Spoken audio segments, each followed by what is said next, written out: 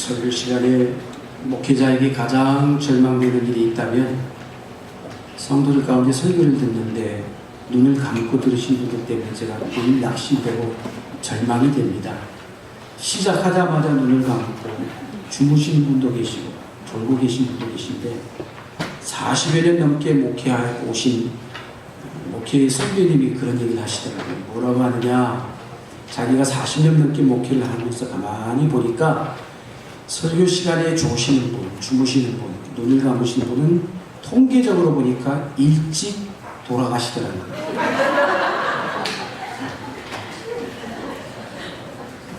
근데 가만히 보니까 또 한 가지는 그분이 그런 얘기를 하시더라고요.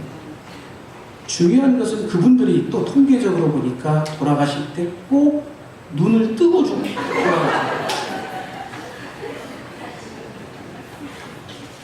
그나마 우리 정신 집중해서 한번 말씀을 드렸으면 좋겠습니다. 성경이 다 위대한 말씀이지만 로마서 이 8장의 말씀에 대해서 엄청난 찬사들이 쏟아져 있습니다. 신구약의 말씀을 통틀어서 가장 위대한 장이라고 표현해도 손색이 없다는 것이죠. 로마서 전체가 보석이라고 한다면 이 오늘부터 보게 되는 8장의 말씀은 그 보석 가운데서도 가장 찬란하게 빛이 나는 부분인 것이죠. 8장은 구원의 삶이 어떤 것인지를 우리에게 명확하게 보여주고 있습니다. 성경이 다 없어져도 로마서 8장만 남는다 할지라도 우리는 구원의 진리를 분명하게 확인할 수가 있다는 것입니다. 우리가 얻은 구원이 어떤 것인가, 현재 우리가 누리고 있는 구원이 어떤 것인가를 아는 것은 우리가 신앙생활하는 여정에 있어서 그만큼 중요하다는 것입니다. 우리 흔히 그런 얘기를 하죠. 예수 믿고 천국에 간다, 이런 생각을 갖고 살아가지만 사실 우리의 구원의 삶을 너무나 축소하고 왜곡하는 경우가 많습니다. 로마서 8장을 통해서 그래서 이 구원이 얼마나 광대하고 풍성한 것인가를 살펴보고자 하는 것입니다. 여러분들, 이 로마서 8장의 말씀을 우리가 계속해서 다른 시간보다도 조각조각 쪼개서 함께 말씀 나눌 거예요. 그러니까 그 중간에 여러분들이 이 8장의 말씀을 계속해서 읽었으면 좋겠습니다. 읽고 가능하시면 외우면 더 할 나위가 없어요. 그래서 읽고 묵상하는 가운데 이 8장의 말씀을 통해서 주시는 강력한 은혜를 여러분들이 경험한다면 이 세상 아무리 어렵고 힘들다 할지라도 승리하는 삶을 살게 될 줄 믿습니다. 우리는 이미 앞장 7장에서 우리 인간들이 다소 혼란스럽고 복잡한 내면의 갈등을 지난 시간에 우리가 살펴보았습니다. 연약한 인간이 뭐예요? 율법 아래 살아간다는 것이 얼마나 힘든 것인가요? 사도 바울이 그의 절규와 탄식을 통해서 우리에게 말씀해 줬죠. 그가 7장에서 뭐라고 얘기를 했습니까? 내가 원하는 바 선은 행하지 아니하고 도리어 원하지 아니하는 바 악을 행하는도다. 오호라, 나는 곤고한 사람이로다. 이 사망의 몸에서 누가 나를 건져내랴. 그런데 오늘부터 보게 되는 8장의 말씀은 완전히 달라지고 있다는 것이죠. 갈등하며 힘들게 살았던 것만이 우리 신앙의 전부가 아니라고 말씀하고 있는 것입니다. 전혀 다른 새로운 경험과 전혀 다른 세계로 우리를 이끌고 있고 인도하고 있다는 거예요. 갈등하는 것이 신앙의 일부라면 오늘부터 보게 된 8장의 승리의 삶을 살아가는 것 또한 우리의 삶 속에서 실제로 경험되어질 수 있는 능력의 말씀이라고 얘기를 하는 것이에요. 오늘 본문 로마서 8장 1절에 뭐라고 얘기를 합니까? 시작을 이렇게 얘기하고 있어요. 그러므로 라는 접속사로 시작이 되고 있어요. 이것이 그동안 바울이 설명해온 내용을 총망라해서 정리하면서 그러므로 결론을 맺고 있는 말씀인 것입니다. 즉 믿음으로 의롭다함을 받은 것을 이야기하면서 오늘 본문 8장에서 그렇게 믿음으로 의롭다 하심을 받은 백성들이 그러면 어떻게 구원받은 삶을 누리며 살아갈 것인가? 그걸 말씀하고 있는 것입니다. 특히 우리는 그래서 8장 1절에 주목할 필요가 있습니다. 뭐라고 얘기합니까? 그러므로 그리스도 예수 안에 있는 자에게는 결코 정죄함이 없나니 라고 했습니다. 너무나도 놀라운 선포의 말씀을 던져주고 있습니다. 신약 성경에서 이처럼 아름답고 복된 복음이 기록되어 있는 부분은 없다고 생각해요. 믿음으로 의롭다함을 받았다는 이 선포가 한마디로 우리에게 새로운 시대가 열렸다라고 얘기를 하고 있는 거예요.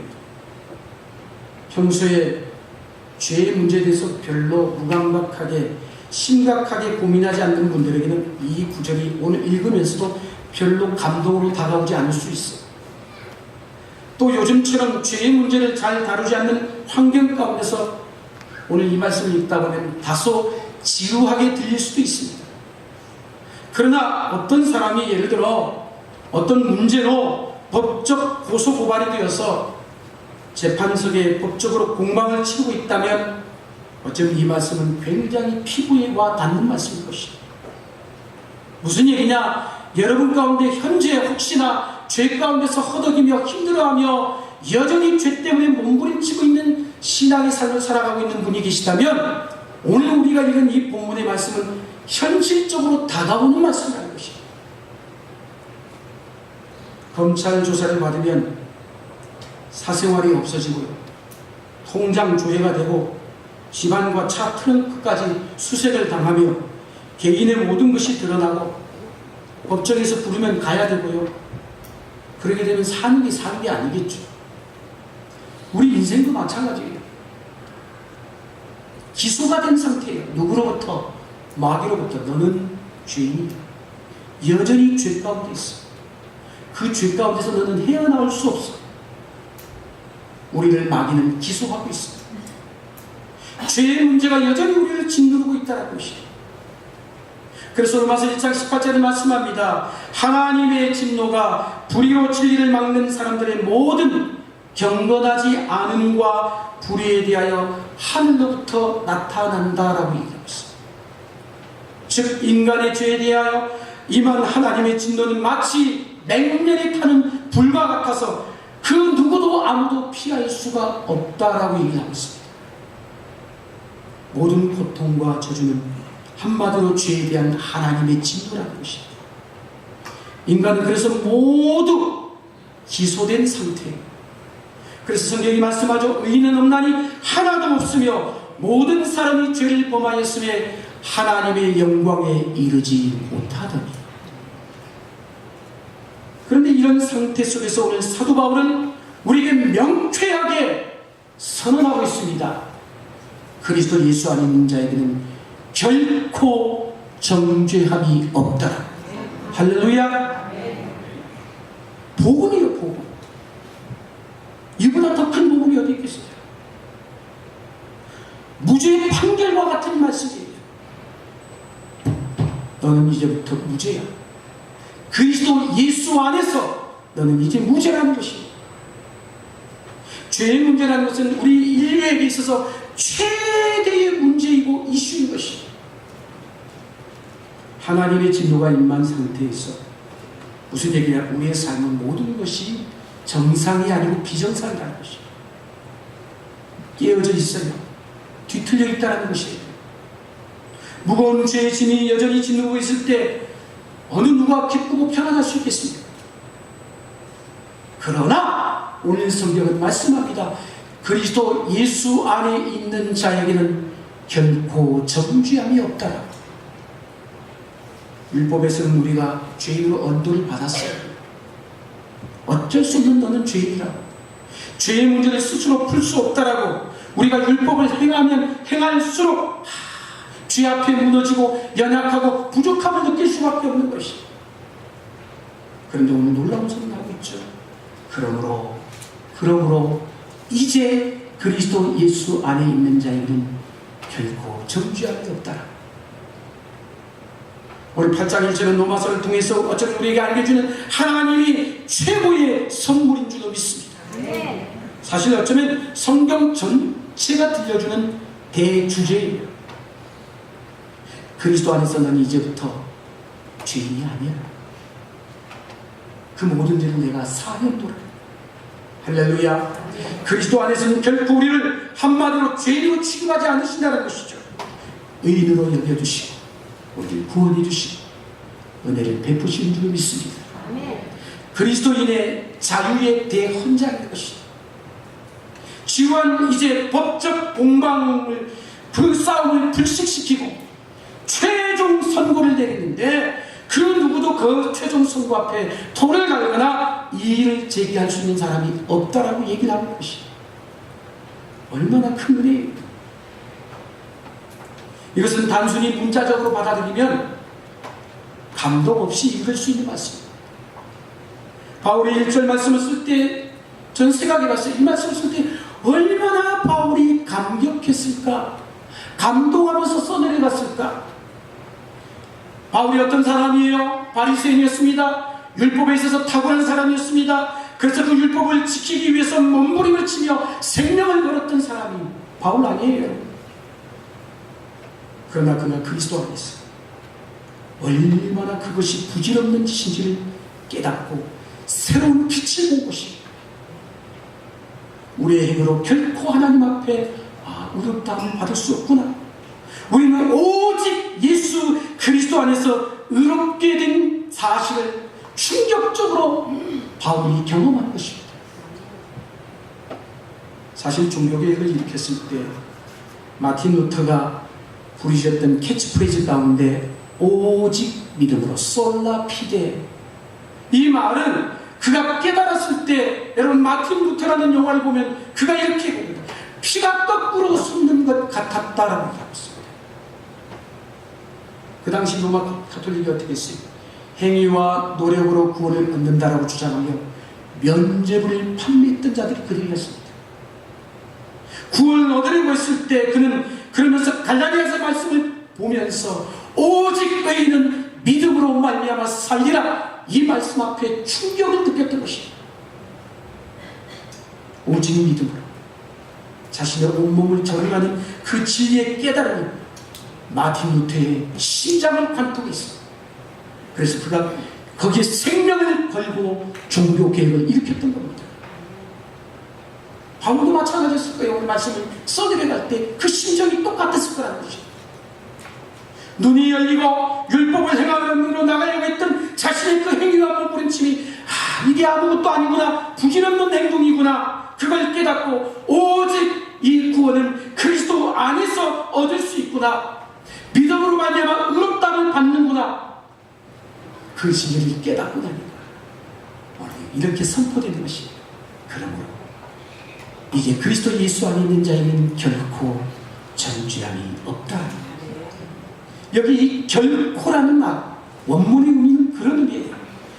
결코라는 말은 절대 불가능하다, 이 말인 것입니다. 아주 강력한 표현인 것입니다. 무슨 얘기예요? 어떤 경우에도 절대적으로 우리가 마귀로부터 사탄으로부터 정죄를 받는 일은 있을 수 없다라고 선포하는 것입니다. 할렐루야. 왜? 예수 그리스도께서 오늘 저와 여러분을 위해서 십자가에 죽으신 죽음은 그냥 적당하게 죽은 게 아니라 완전히 죄와 함께, 저와 여러분의 죄와 함께 장사 지낸 바 되었기 때문에 그것입니다. 그분의 죽으심은 완전한 죽으심입니다. 그분의 살아나심 부활하심도 완전한 살아나심이라는 것입니다. 그래서 그 어떤 것도 우리를 더 이상 정죄할 수 없음을 믿습니다.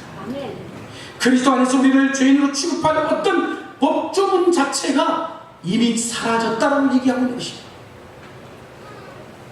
그러면서 오늘 2절 말씀의 1절에 대한 보조 설명이 쓰여지고 있죠. 뭐라고 얘기합니까? 이는이라는 단어가 시작이 됩니다. 그리스도 예수 안에 있는 생명의 성령의 법이 죄와 사망의 법에서 너를 해방하였으리라. 그동안 우리를 지배해왔던 것이 무엇이에요? 율법의 율법. 그러나 그 법 위에 다른 법이 생겼어요. 죄와 사망의 법 위에 생명의 법, 성령의 법이 있게 되어서 율법보다 더 큰 어떤 법? 은혜의 법이 오늘 저와 여러분을 통치하고 지배하게 된 줄로 믿습니다. 은혜의 법 아래 있다는 것입니다. 그래서 우리가 눈을 떼지 말아야 될 대목이 뭐냐? 그리스도 예수 안에서. 그리스도 예수 안에서. 따라할까요? 그리스도 예수 안에서. 여러분, 이 말이 얼마나 큰 은혜가 되는지 몰라요. 그리스도 밖에서는 우리가 아무것도 할 수 없어요. 그러나 그리스도 예수 안에서 모든 것이 가능해진다는 것입니다. 우리의 어떤 행위로나 의로움이 아니라 예수 그리스도 안에서 결코 정죄함이 없다는 것이에요. 결코 정죄함이 없다는 이 놀라운 선포는 그리스도 안에서 주어진 하나님의 은혜라는 것입니다. 바울이 서신서에서 수없이 강조하는 문구 가운데 하나가 뭐냐? 그리스도 안에서. 엔 크리스토스. 바울은 매우 중요한 말씀을 전하는 곳곳마다 이 문구를 적어놓았어요. 그리스도 예수 안에서. 그래서 주석가들은 무려 신약성경의 119회에 걸쳐서 그리스도 안에서라는 문구를 기록하고 있다고 얘기를 하고 있습니다. 하나님이 우리에게 주시는 모든 복은 그리스도 안에서 주어지는 줄 믿습니다. 하나님의 은혜 또한 그리스도 안에서 흘러 넘치는 줄 믿습니다. 그리스도 안에서라는 말은 그래서 신약 성경 안에서 어쩌면 드러난 비밀의 열쇠인 것입니다. 그래서 우리는 예수 그리스도의 이름을 놓쳐버리면 우리의 모든 신앙이 한순간에 무너지게 되는 것입니다. 우리가 그래서 경계해야 될 것은 무엇이냐? 나도 모르는 사이에 자꾸 예수 그리스도를 낙하시게, 예수 그리스도가 아니라 내 능력, 우리 이렇게 되면 신앙은 변질되기 쉽다는 것입니다. 신앙생활을 하다 보면 나도 모르게 내 행위와 내 노력, 내 열심들이 강조될 때가 많아요. 여러분, 구원이라는 것은요, 우리가 입술을 깨물고 주먹을 불끈 쥐면서 확신을 한다고 되는 게 아니에요. 감정으로 뜨겁다고 주어지는 것 또한 아닌 것입니다. 우리는 오직 예수 그리스도 안에서 주어지는 은혜로 우리의 신앙이 되어지는 것입니다. 여러분, 우리가 우리 일을 책임질 수 있어요? 없어요. 그리스도 예수 안에서 하는 말은 하나님께서 바로 그 예수 그리스도 이름 안에서 오늘 저와 여러분을 책임져 주시고 우리의 편이 되어 주신 줄로 믿습니다. 그래서 우리는 그리스도의 이름 안에 있기만 하면 우리의 삶도 어떤 것도 우리 하나님이 받아주시겠다는 강력한 문구인 것입니다. 하나님의 모든 선하심과 약속, 그리스도 안에서 보장되는 줄로 믿습니다. 그러면 우리는 결코 예수 그리스도의 이름을 놓쳐서는 안 되는 것입니다. 붙들어야 될 일인 것입니다. 끝까지. 그러면 그리스도 안에 있다는 말이 도대체 어떤 말일까요? 예수 그리스도와 우리가 하나가 되었다는 말, 연합이 되었다는 말, 십자가와 부활의 복음. 할렐루야. 신자가 된 우리는 그래서 예수 그리스도와 함께 죽고 그리스도와 함께 살아난 사람들입니다. 내가 이제 그리스도 예수 안에 하나가 되었다는 것입니다. 그러므로 우리는 그리스도와 결코 뗄래야 뗄 수 없는 연합의 관계 안에 있다는 것입니다.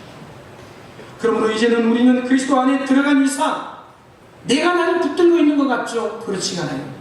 그리스도께서 나를 붙들고 있는 것입니다. 꽉 붙들고 있는 것입니다. 내가 내 마음대로, 그러기 우리는 그리스도 밖을 벗어날 수 없어. 하나님이 한 번 택한 당신의 백성은 결코 떠나거나 버리지 아니하시겠다라고 말씀하신 것이 일맥상통하는 얘기인 것입니다.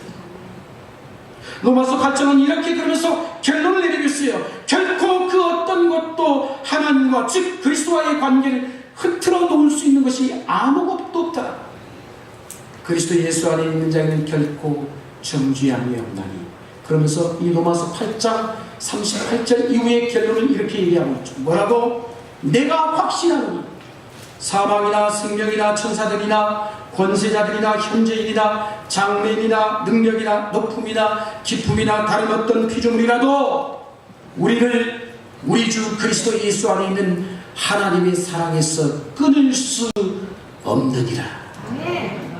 강력한 말씀. 1절에서 결코 정죄함이 없다고 말씀하면서 마지막 절에서 그리스도 예수 안에 있는 사랑에서 그 어떤 것도 분리시킬 수 있는 것이 아무것도 없다라고 얘기를 하고 있습니다. 그리스도 안에 있는 자는 그리스도 밖으로 끌어낼 수 있는 것이 아무것도 없습니다. 이 세상에 그 어떤 것도 저와 여러분 그리스도의 사랑에서 끊을 수 없다는 거예요. 그래서 여러분 그리스도 안에 있다는 것이 얼마나 대단하고 놀라운 일인지 모릅니다. 바울이 그리스도 안에서 구원의 확실성을 강력하게 지금 못을 박듯이 이야기하고 있습니다. 어떤 피조물이야, 어떤 사건, 사망까지도 그리스도 안에서 내가 얻은, 우리가 누리고 있는 구원을 빼앗을 것은 아무것도 없다는 것입니다. 우리의 구원은 마치 달리는 차 꽁무니에 아슬아슬하게 매달려가지고 있어서 덜컹덜컹하는 순간 떨어지는 그런 구원이 아니라는 것입니다. 그리스도 예수 안에 있는 자에게는 결코 정죄함이 없다는 말은 구원의 완전성과 확실성을 우리에게 말씀해주고 있는 것입니다. 내가 받은 구원, 우리가 누리고 있는 구원은 완전한 줄로 믿습니다. 확실한 줄로 믿습니다. 그래서 우리는 여기서 두 가지를 적용하며 말씀을 마치려고 합니다. 첫 번째, 우리는 정죄받은 것을 해결하기 위하여 인간적인 노력을 내려놓아야 합니다. 신앙생활을 하다 보면요, 나도 모르게 율법주의로 흘러가요. 아닌 것 같지만 하나님의 은혜보다 자꾸 행위를 강조하기 쉽습니다. 그래서 우리는 늘 조심해야 되고 경계해야 돼요. 우리는 행위로 하나님 앞에 설 수 없어요. 예배를 드리고 봉사하고 헌금하고 구제 등의 행위를 하면 마음의 안정이 되고, 이제 안 하면 불안하고, 그러지 말라는 것입니다. 나의 구원은 그런 행위로 되어진 것이 아닙니다. 오직 그리스도 예수 안에서 되어진 것입니다. 한마디로 내 인생을 다스리는 분은 예수 그리스도, 그분이 내 삶의 주인이 되기 때문에 그분 안에서 이루어지는 것입니다. 그런데도 우리는 여전히 내 행위에 스스로 만족하며, 하나님이 그래, 내가 이 정도 했으니까 하나님이 나를 착하다라고 얘기해 주시고 내 행위를 받아주실 거야.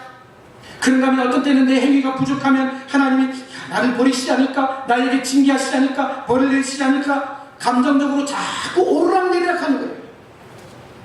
그러지 마시라는 거예요.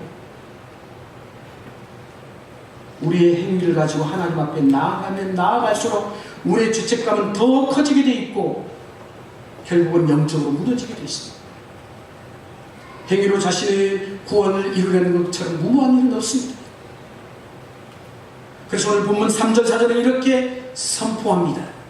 율법이 육신으로 말미암아 연약하여 할 수 없는 그것을 하나님은 하시나니, 하나님은 하시나니, 곧 죄로 말미암아 자기 아들을 죄 있는 육신의 모양으로 보내어 육신의 죄를 청하사 육신을 따르지 않고 그 영을 따라 행하는 우리에게 율법의 요구가 이루어지게 하려 하십니다. 이 말은 우리가 할 수 없는 것을 하나님께서는 자기 아들인 예수 그리스도를 통하여 그 아들을 죄 있는 육신의 모양으로 이 땅에 보내셔서 십자가에서 우리의 죄를 정케 하셨다는 것입니다. 그분의 의로 말미암아 우리가 구원을 얻었지, 우리의 행위로 하나님을 만족시키려는 그래서 노력을 멈춰야 되는 것입니다. 행위로 하나님을 결코 기쁘시게 할 수 없습니다. 믿음만이 하나님을 기쁘시게 한다고 히브리서 기자가 말씀하고 있죠. 그리스도의 의만이 우리를 완전하게 할 수 있습니다. 하나님은 우리를 대하는 오직 한 가지 기준이 있어요. 그게 뭐냐? 예수 그리스도 안에 있는 것. 너희가 예수 그리스도 안에 있느냐? 그걸 묻고 있는 것이죠. 그리스도 안에서 우리를 하나님의 자녀로 받아주셨기 때문에 그런 것이고, 그래서 로마서 8장 15절에 이렇게 말씀하죠. 너희는 다시 무수하는 종의 영을 받지 아니하고 양자의 영을 받았으므로 우리가 아빠 아버지라고 부르짖느니라. 여러분, 가족들 안에는 사랑의 본만이 있어요.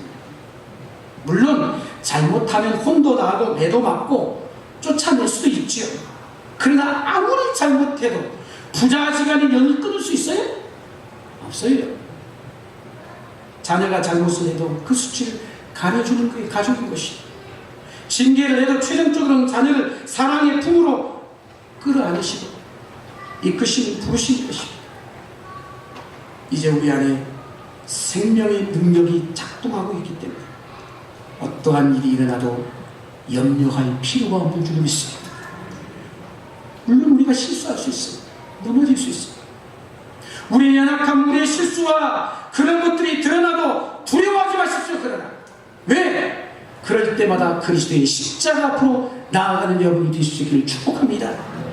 바울은 그리스도의 십자가 외에 그래서 결코 자랑할 것이 없다라고 얘기했습니다. 인간의 행위에는 소망이 없어요. 하나님께 나아갈 수 없다는 것을 뼈저리 사도 바울이 느꼈기 때문에 그리스도의 십자가만을 자랑하겠다라고 선언한 것이, 그리스도의 십자가를 붙잡는 동안에는 우리 모두가 안전한 줄로 믿으시길 주님으로 축복합니다. 두 번째로, 그리스도 안에서 자유를 누리게 합니다. 자유를 누리십시오. 정죄에서 벗어나지 못하면 마치 내가 감옥에 갇혀있는 것과 똑같은 거예요. 죄를 짓눌리는 영혼의 압박으로 마치 영혼의 족쇄가 손발, 내 쇠고랑이 채워져서 아무것도 옴짝달싹 못합니다. 그리스도 안에서 하나님이 용서를 선포하시고 정죄하지 않겠다고 말씀하는데도요, 여전히 스스로 정죄하며 자기를 학대하는 인생들이 있어요. 자신이 지은 죄에 대하여 자기를 벌을 하면서 금식도 하고 고행도 하고 수행을 합니다. 나는 이렇게, 그러면서 뭐라고 해요? 그래, 나는 이렇게 고생도 싸. 무거운 죄의 짐을 고통스러운 행위를 통해서 벗어나려고 하는 것이, 흔히 죄 짓고 못 산다는 말은 죄 짓고 불안한 마음으로 두 다리 뻗고 잘 수 없는 그 안에 내적인 갈등이 있기 때문이잖아요. 사랑하는 여러분, 하나님은 인간에게 양심이라는 것을 주셨어요. 비록 죄로 인해서 우리의 양심이 병들고 무뎌지긴 했지만 그래도 죄의 문제 앞에서 인간은 자유롭지 못합니다. 양심의 가책을 받고 시달리며 아픈 마음을 갖는 것 지극히 정상이에요. 그래야 세상을 지탱하는 힘이 되기 때문에. 또 다른 문제는 죄책감을 이상하게 털어버리려는 방식을 쓰는 분들이 계십니다. 무슨 얘기냐? 죄의 문제를 자기 힘으로 해결하기 위해서 자꾸 뭔가를 해야 된다고 생각하는 것입니다. 그래서 자선단체에 가서 봉사활동도 하고요, 거액의 물질을 기부하는 사람도 있고요, 그러면서 죄책감에서 벗어나려는 시도를 하는 분들이 계십니다. 그러나 사랑하는 여러분, 그런 것으로 죄 문제가 깨끗하게 해결되었다는 확신이 없기 때문에 자꾸 뭔가 더 많이 노력하고 자신이 책임지려고 하기 때문에 그 심리적 압박감에서 여러분 벗어날 수 있을 것 같아요? 벗어날 수가 없습니다. 왜 그럴까요? 하나님과의 관계 속에서 정죄의 문제가 해결되지 않는, 하나님과 온전한 관계로 발전할 수가 없는 것입니다. 나도 모르게 하나님께 나아가지 못하게 하는 장벽이 내 안에 있다는 것입니다. 그래서 예배의 깊은 기도를 맛볼 수가 없는 거예요. 예배를 드려도, 기도를 해도 우리 성도들에게 안겨준 주 업무가 있어요. 뭐냐?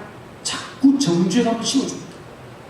그 방식은 우리 행위에 초점을 맞추는 거예요. 마귀는 뭐라고? 네가 구원받았다고 생각하느냐? 천만에, 너는 이미 그 사건으로 이미 그 죄로 말미암아 구원을 잃어버렸어. 하나님 너를 모른다고 할 거야. 자꾸 이런 마음을 심어주는 거예요. 여러분, 우리의 행위에 초점을 맞추지 마십시오.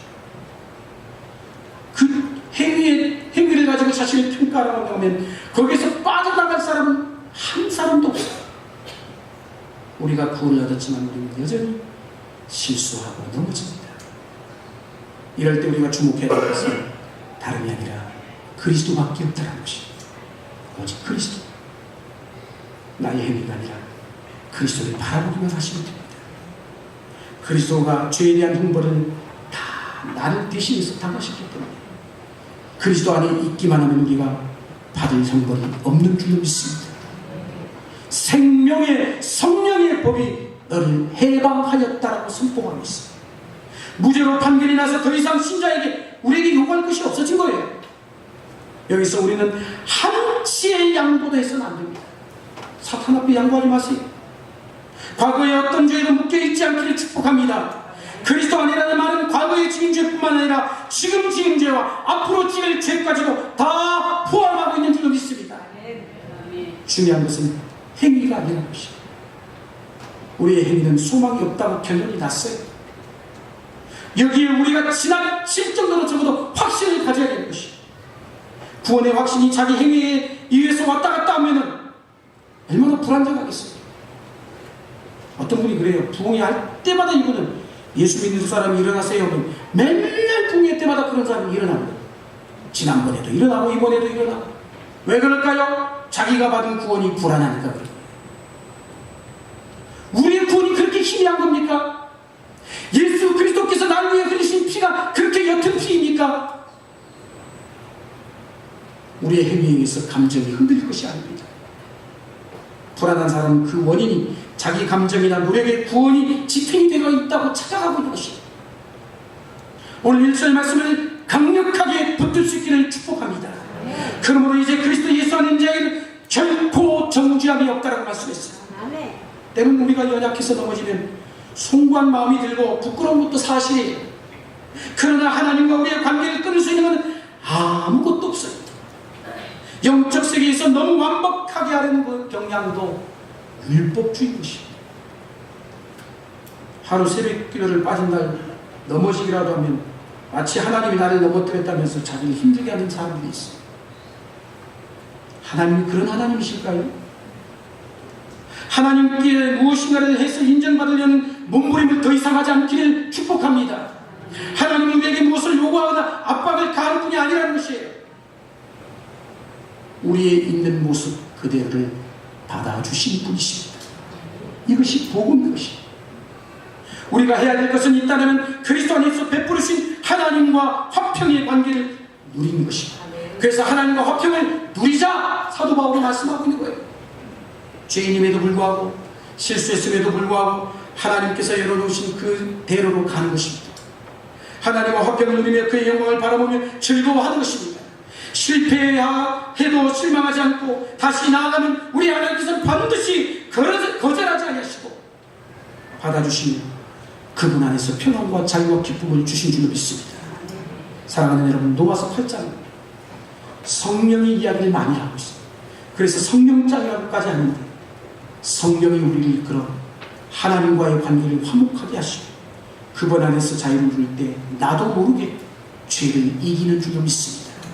성령의 이끄심으로 성령 안에 살다 보면 더 이상 죄 문제에 연연하지 않고 승리하며 살아가는 자신을 어느 순간에 여러분이 발견하게 될 것입니다. 어떤 죄의 문제, 어떤 행위로도 우리의 구원은 흔들리지 않는다는 사실, 오직 그리스도 예수 안에서 결코 정죄함이 없다는 이 선언, 우리의 것이 될 수 있기를 주의 이름으로 축원합니다. 주신 말씀 생각하면서